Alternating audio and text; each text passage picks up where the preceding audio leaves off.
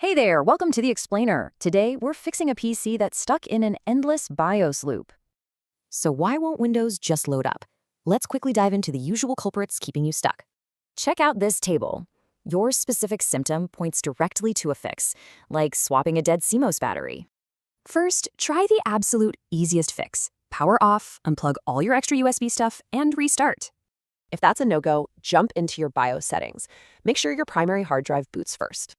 Now keep in mind, newer NVMe drives need UEFI and Secure Boot, while older SATAs use Legacy. Still stuck?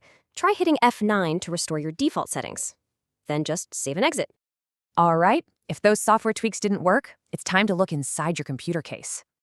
We're gonna force a hard reset. Totally disconnect the power cord and pop off the case. Find that little coin battery, pop it out for a few minutes, put it back, and boot. Next up, memory. Try removing and testing each of your RAM sticks one by one. But here's the real kicker. What if your drive is actually dying and your data's trapped? Don't panic just yet. If your drive is detected, recovery actually has a massive 99% success rate. To save your files, grab a working computer and fire up Wondershare Recover It. Just install the software, click through the prompts, and make yourself a bootable USB recovery drive. Now, boot your broken PC from that USB and plug in a safe external drive. Hit Data Recovery Mode, scan the broken drive, and instantly save your rescued files.